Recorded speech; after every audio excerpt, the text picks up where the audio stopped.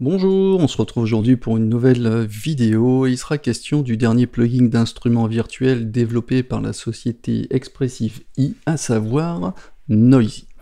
Je rappelle que la société Expressive I est française, elle est basée sur Montreuil. J'ai eu l'occasion de vous présenter un de leurs merveilleux contrôleurs MIDI qui s'appelle Toucher, qui est une formidable machine qui vous permet de faire ressortir tout le côté expressif de vos plugins. Je vous invite à aller consulter ma review sur le sujet si ça vous intéresse, et surtout ne la regardez pas si vous voulez pas dépenser d'argent, car vous serez plus que tenté, croyez-moi. Après avoir créé l'excellente suite d'instruments de violon, alto et violoncelle qui s'appelle Archer, issue de la modélisation physique avec des sonorités hyper réalistes, Expressive I a décidé de créer un nouveau plugin d'instrument, le fameux Noisy, qui est un synthé virtuel hybride faisant appel à deux types de synthèse sonore, la soustractive et à modélisation physique, ce qui permet de générer des sonorités aussi bien électroniques qu'acoustiques. Ce plugin fonctionne aussi bien sur PC que sur Mac au format VST Audio Unit en 64 bits uniquement. Il ne fonctionne pas de façon autonome, c'est-à-dire que vous serez obligé d'utiliser un séquenceur audio numérique, un DAW ou une Stan, pour le faire fonctionner. Le prix est de 149 € sur le site officiel. Alors voyons à quoi ressemble la bête. Avant de voir comment il fonctionne, on va d'abord essayer de comprendre comment il a été imaginé. Comme je vous l'ai dit en introduction, ce synthé utilise deux types de synthèse sonore, la synthèse soustractive et la synthèse par modélisation physique. Donc la synthèse soustractive est l'une des formes de synthèse la plus courante qui consiste à générer un signal riche en harmoniques que l'on va atténuer avec un filtre pour retirer des fréquences, d'où le terme de soustractif. Le signal il est soit périodique avec une forme d'onde qui est prédéfinie, qui génère une hauteur et un timbre particulier, ou on l'appelle apériodique, qui correspond à une forme d'onde aléatoire, c'est ce qu'on appelle du bruit. La synthèse par modélisation physique, elle permet de produire en fait des sons à partir d'un modèle informatique qui décrit les propriétés physiques d'un objet ou d'un instrument.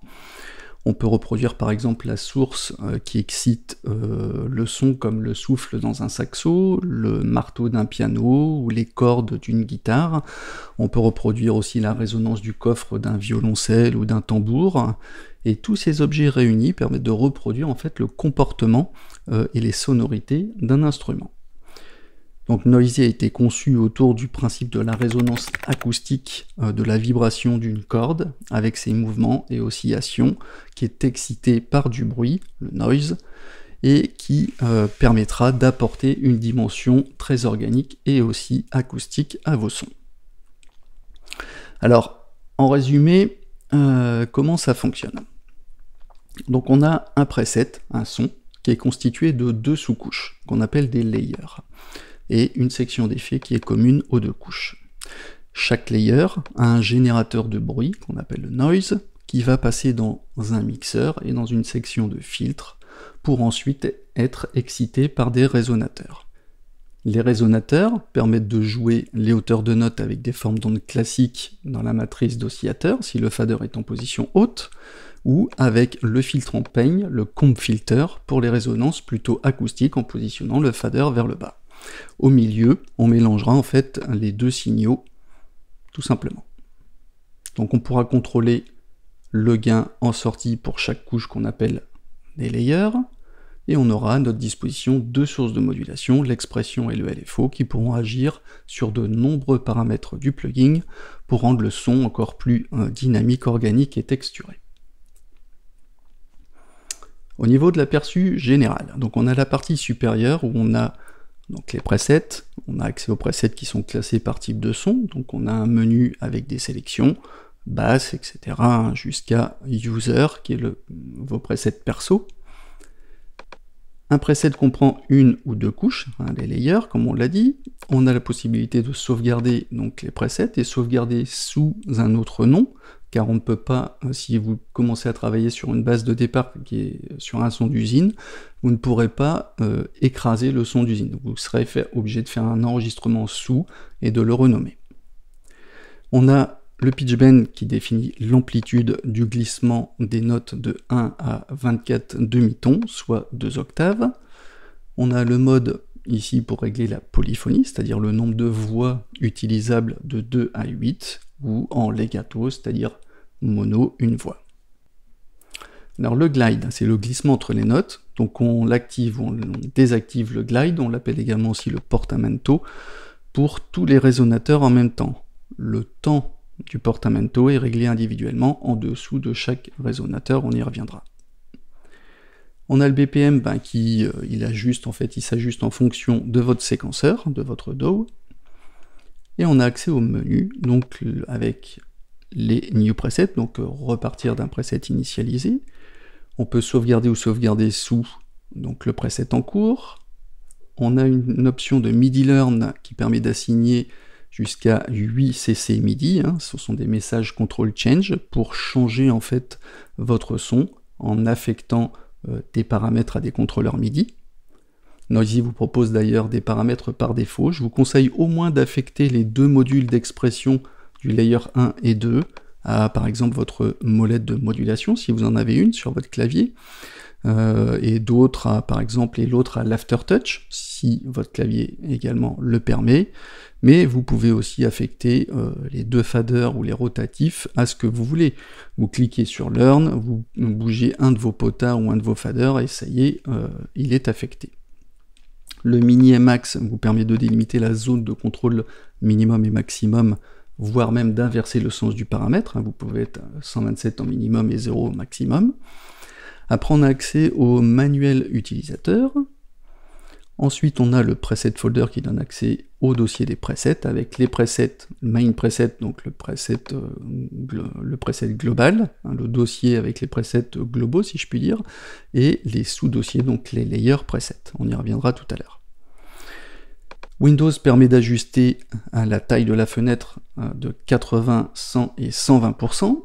Et on a le multithread qui est en version bêta, qu'on met sur Yes ou sur No. Je suppose que sur Yes, il permettra d'exécuter plusieurs processus en même temps, à vérifier car le manuel ne le précise pas pour le moment. Il ne précise rien sur ce sujet.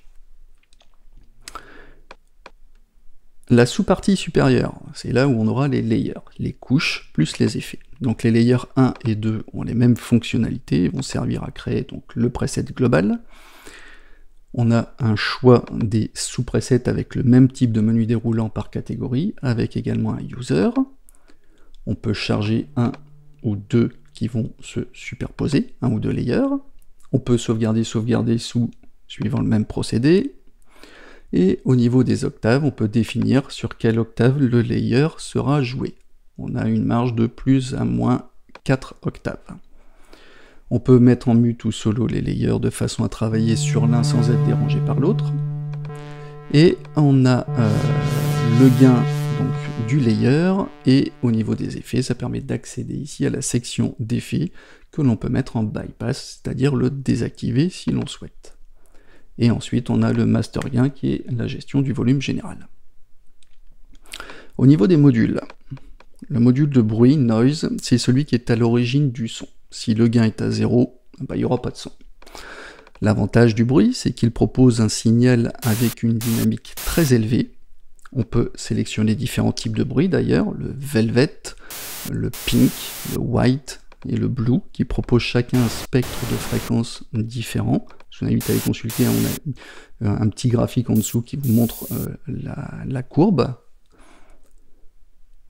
L'inconvénient, c'est qu'avec le bruit, par contre, quelle que soit la note jouée, on entendra toujours du bruit sans distinguer les hauteurs de notes.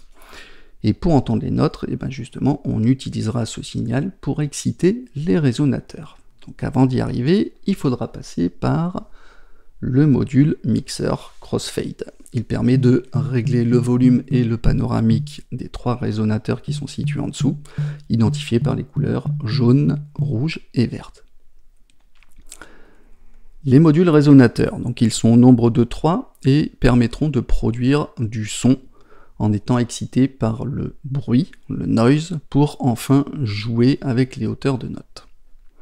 Chaque résonateur contient une matrice d'oscillateurs, OSC, pour créer des sons du type analogique et un filtrant Pain, le comb, pour créer des résonances acoustiques. Le fader permet de mixer, de mélanger la quantité de signal oscillateur et comb.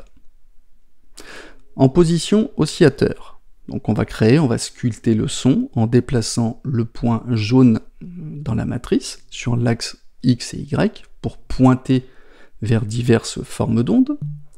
Sur l'axe des Y, donc on part d'une sinusoïdale pure pour aller vers des formes plus complexes. Sur l'Y, un fondu enchaîné d'une forme d'onde triangle, carré pour aller en dents de scie. Donc on obtiendra donc des variations de contenu harmonique en bougeant le point sur l'axe des X et des Y. Le bouton oscillateur raise donc permet de gérer la durée du maintien du volume des oscillateurs avant d'atteindre le silence. C'est un peu ce qui correspond en fait au release d'une enveloppe ADSR, si vous connaissez.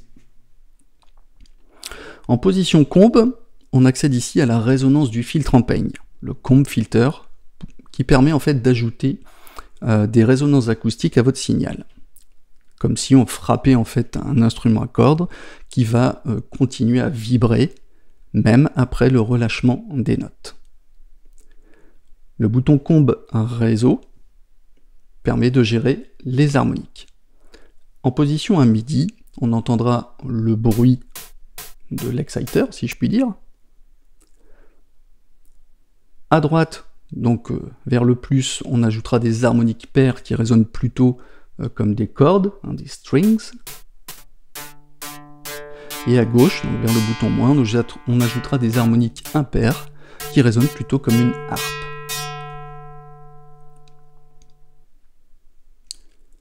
Le module de filtre. Ce module est une interface simplifiée qui contrôle 3 filtres passe-bas, le low pass filter en simultané pour chaque sortie du résonateur. On parle de key tracked cutoff car les valeurs de coupure de fréquence se feront en fonction de la position des notes jouées sur le clavier. On l'active avec le bouton on-off. Donc quand on tourne le key track, on décale la fréquence de coupure des 3 filtres en parallèle.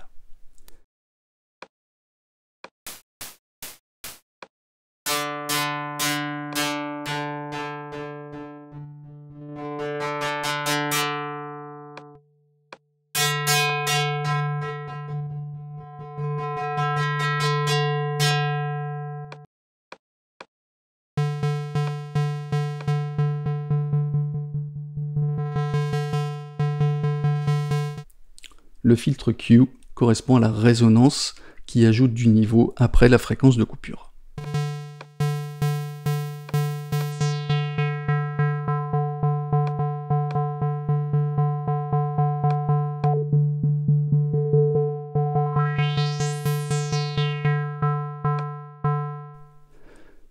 Le module Layer Out. Il correspond au niveau de sortie du layer. On a un soft clipper qui permet d'ajouter de la distorsion du volume et de la compression. Et le gain règle le niveau de sortie du layer que l'on peut diminuer pour compenser ce qui a été justement ajouté avec la distorsion.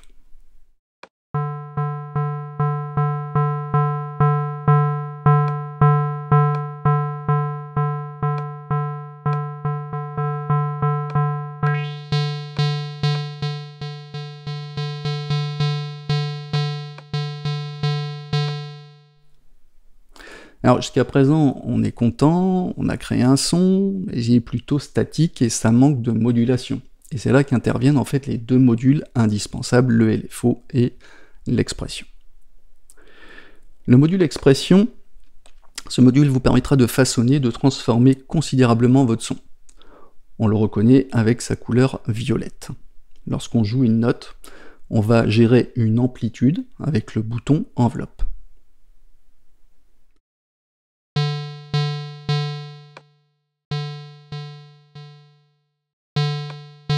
On va gérer le temps d'attaque, avec le bouton attaque, qui définit le temps que mettra l'enveloppe à atteindre son maximum.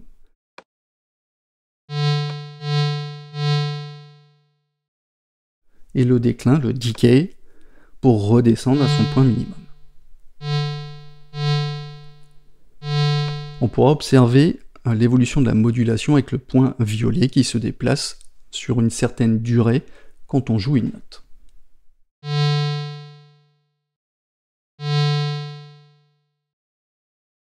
On peut ajouter le paramètre vélocité pour contrôler la vitesse d'amplitude de la modulation avec la force avec laquelle vous appuyez sur les notes du clavier, si votre clavier bien évidemment est sensible à ce paramètre.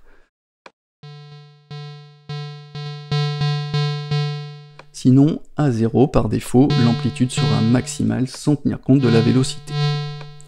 Alors précision, cette enveloppe se comporte en mode legato, c'est-à-dire que si vous jouez une note et que vous appuyez sur une deuxième sans relâcher la première, l'enveloppe ne sera pas déclenchée, elle continuera son cycle. Et on a le gros bouton expressif contrôle, le contrôle expressif, qui permet de moduler divers paramètres un peu partout dans le plugin, en fait partout où vous avez du violet. Et comment on affecte le bouton à un paramètre? Et bien là où on va trouver les zones EXP AMT, qui veut dire expression amount. Donc le bouton expression amount définit la profondeur de la modulation qui sera appliquée au signal d'expression au paramètre cible. Si on tourne le bouton dans le sens des aiguilles d'une montre, on ajoutera plus de signal d'expression et inversement dans le sens contraire.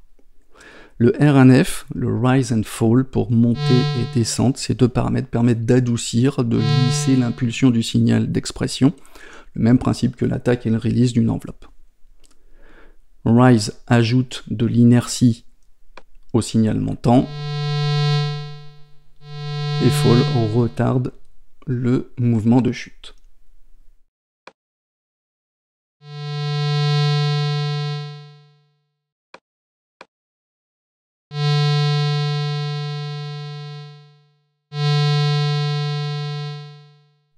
On va prendre un exemple. Exemple d'une modulation simple par défaut. On va aller chercher un nouveau preset par défaut. On va augmenter un petit peu l'attaque de l'expression pour mieux visualiser la progression du point témoin violet. On observe que le bouton gain noise est recouvert dans son intégralité par la modulation de l'expression en violet. Alors qu'est-ce qui se passe? C'est-à-dire que quand on joue une note, le point violet suit la courbe du module d'expression, puis revient à son point de départ. Et on observe la même évolution sur le paramètre gain du noise, qui commence son ascension de gauche à droite, pour couvrir toute l'amplitude du paramètre, pour revenir enfin au point de départ. Alors je peux ralentir la progression en ajoutant du rise.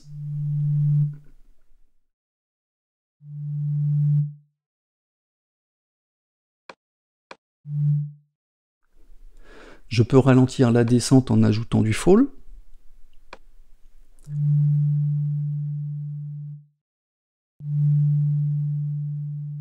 Je double-clique sur le paramètre pour remettre les valeurs par défaut. Si je mets le noise gain en position à midi, la modulation sera active uniquement sur la partie droite du paramètre. Si je souhaite que la modulation se fasse du côté gauche, eh ben je vais tourner le XP Amount à gauche.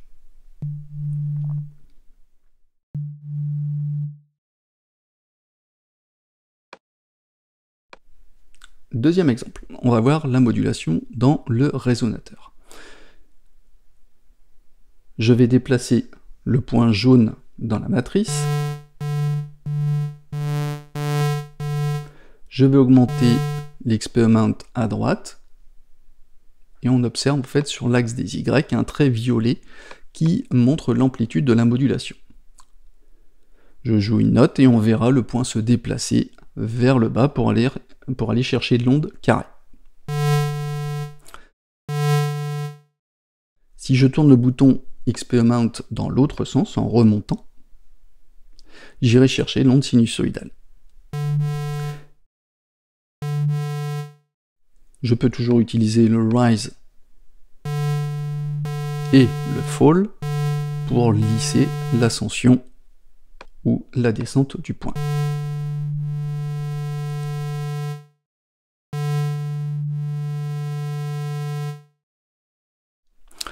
Le module LFO.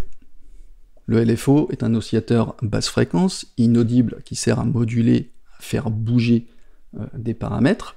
Je vous invite à aller consulter mon tuto sur le sujet. Le bouton Rate permet de régler la vitesse de l'oscillateur. Le BPM 5 fait basculer la vitesse du LFO en division rythmique synchronisée sur votre séquenceur audio numérique, ou sinon on le laisse sur Hertz. La forme d'onde du LFO permet de sélectionner la forme d'onde du LFO en triangle, en sinusoïdal, en triangle, en dents de scie, en carré et en aléatoire. Comme pour le module d'expression, on va pouvoir utiliser le LFO pour moduler des paramètres, avec le LFO Range et le XP Mode, qu'on trouve un petit peu partout dans les modules avec la couleur bleue. Le LFO Range détermine l'amplitude de la modulation qu'on ajoute ou qu'on retire aux paramètres cibles. Exemple, on va ajouter du LFO dans la matrice du résonateur. Le LFO Range à fond à droite sur l'axe des X. On observera une ligne bleue qui montre la zone d'amplitude de la modulation du LFO. Quand on va jouer une note, le point jaune se déplacera du centre vers la droite dans la zone délimitée en bleu.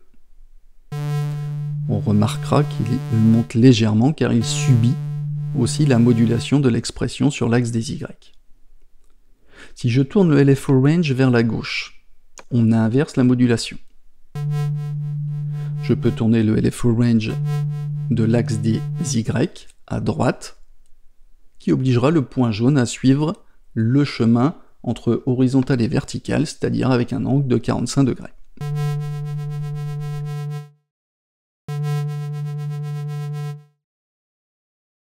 Le LFO XP Mode permet de mélanger les deux signaux de modulation, à savoir qu'on utilise le signal d'expression pour moduler la plage du LFO. Exemple, je tourne l'XP Mode sur l'axe des Y, sous le LFO, complètement à gauche, et on observera en jouant une note que l'amplitude du LFO commencera à la même position que celle de l'expression, et la zone bleue se déplacera progressivement vers le bas pour reprendre son amplitude initiale. Les deux signaux de modulation sont mélangés. Je vous laisse imaginer les possibilités de modulation aussi bien sur les résonateurs, avec les X et les Y, sur le module Noise Gain, sur le filtre, sur le LFO lui-même, bref, il y a de quoi faire. Sur la partie inférieure, on a Root Note avec le Glide, qui détermine le temps de changement de hauteur entre deux notes quand vous êtes en mode legato.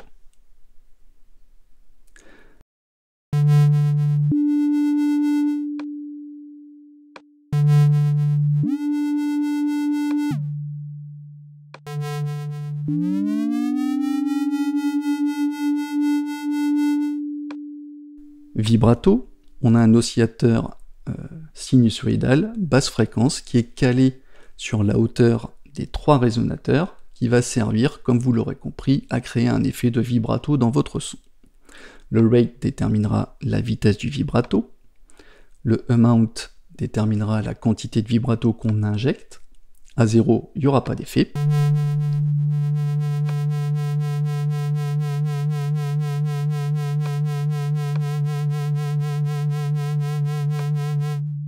Et le layer 5, lorsqu'il est sur on, le vibrato du layer 2 suivra le vibrato du layer 1, et quand il est sur off, les vibratos du layer 1 et 2 seront indépendants. Harmonizer permet de décaler l'accordage du premier et du deuxième résonateur. Octave transpose la hauteur du résonateur par octave de -6 à +6.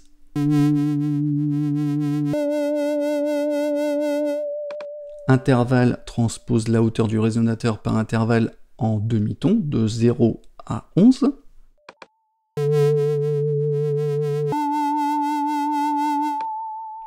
Et le fine-tune désaccorde la hauteur du résonateur à plus ou moins un demi-ton.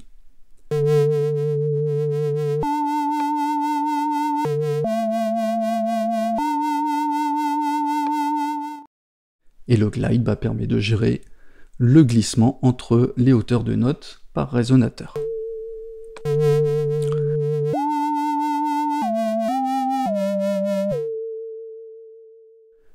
On a une section d'effets, donc elle est commune aux deux layers. On a un slot 1 et 2, ce sont deux emplacements sur lesquels on pourra choisir son effet depuis un menu déroulant. On a par exemple du trémolo, des filtres résonnants, un autopan, de la distorsion, du bruit, de la modulation en anneau, des phasers et un chorus. Alors je ne vais pas revenir sur toutes les définitions de ces effets car ça va rallonger la durée du tuto inutilement. Donc si vous souhaitez des précisions, laissez-moi un message dans les commentaires et je vous répondrai. On va prendre un exemple avec le trémolo. J'augmente la vitesse, donc le rate, ainsi que le mount, la quantité de modulation, et je joue une note. Un effet de trémolo. Les paramètres diffèrent suivant l'effet que vous choisissez, bien évidemment. Pour le slot 2, je vais prendre un autopan en réglant le mount et le rate. Et ça nous donne donc un effet gauche-droit.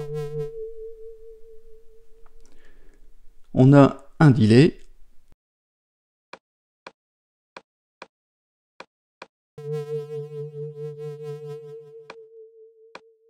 Et une reverb à plaque, deux modules qui suivent en fait la chaîne d'effets. Et vous avez XP1 et 2, qui sont en fait deux boutons de contrôle d'expression, rose et vert, qui vont vous permettre en fait de moduler les effets avec les paramètres EXP Amount et Rise and Fall, comme on l'a vu tout à l'heure, et là directement au sein de nos effets. Donc sur chaque emplacement d'effet, on peut choisir ce qui doit être affecté à l'expression 1 ou 2. Exemple. Sur le slot 1, j'ai un trémolo. Donc je mets le XP Amount à gauche sur le rate, donc je vois l'amplitude en rose sur le paramètre, et si je joue, il ne se passe rien. Normal, car j'ai pas enclenché le bouton d'expression contrôle 1 rose qui se trouve en haut. Quand je le mets en route, on entend que la modulation du trémolo se fait à des vitesses variées en fonction de la position du bouton d'expression. Quand on bouge le bouton d'expression 1, on voit le point noir qui suit la modulation du rate du trémolo. On peut répéter cette opération sur d'autres paramètres, par exemple sur le dry wet de la reverb, en rose par exemple, et ainsi contrôler l'ensemble des modulations des paramètres avec un seul bouton d'expression. Ajouter une seconde possibilité d'expression avec l'expression 2 sur d'autres paramètres, et là on a une liberté totale sur notre environnement.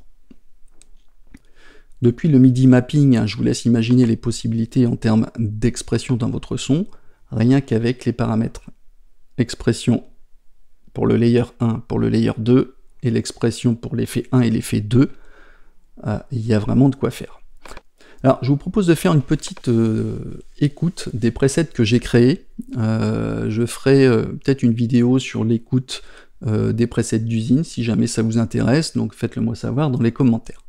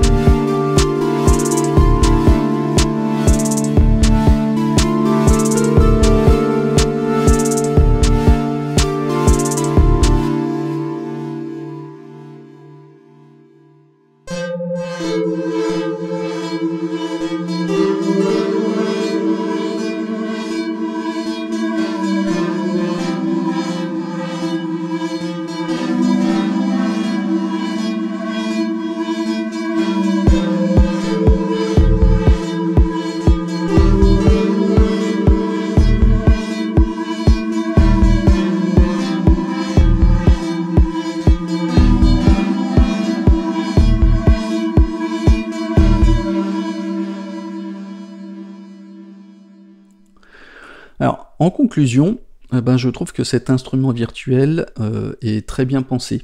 C'est facile de se repérer dans les modules, et une fois qu'on comprend bien les fonctionnalités des divers modules, on peut vraiment se faire plaisir à créer des sons.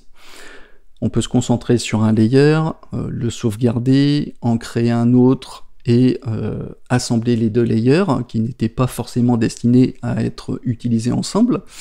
Et ces assemblages donnent souvent de bonnes surprises avec des sons originaux. Avant de réaliser ce tuto, j'avais consulté donc plusieurs vidéos de démonstration, j'ai lu des commentaires sur des forums, et j'ai remarqué que certains utilisateurs disaient que les presets n'étaient pas extraordinaires. Alors, les goûts et les couleurs sont différents en fonction des sensibilités de chacun, mais je souhaitais donner mon opinion sur ce sujet, car je pense que ceux qui pensent ça n'ont peut-être pas pensé en fait à mapper les paramètres d'expression sur leur contrôleur MIDI, car quand vous le faites, croyez-moi, les sons sont super expressifs et bien texturés, ils sont organiques, vivants et surtout punchy aussi, donc essayez de votre côté, dites-moi ce que vous en pensez, ça m'intéresse. Alors, si vous utilisez le contrôleur MIDI touché, tout deviendra encore plus facile, car on peut contrôler les 4, voire les 8 contrôles d'expression et autres d'une seule main. Mais bon, après, vous pouvez aussi vous en passer, vous pouvez tout à fait assigner ces paramètres à la modette de modulation, à l'aftertouch, voire même au pitch bend, car on n'est pas obligé d'utiliser le pitch bend pour utiliser les changements de hauteur, on peut l'utiliser aussi pour en tant que contrôle d'expression. Et si vous n'avez rien de tout ça, vous pouvez utiliser donc vos rotatifs ou vos faders de votre contrôleur MIDI, ça marche très bien aussi.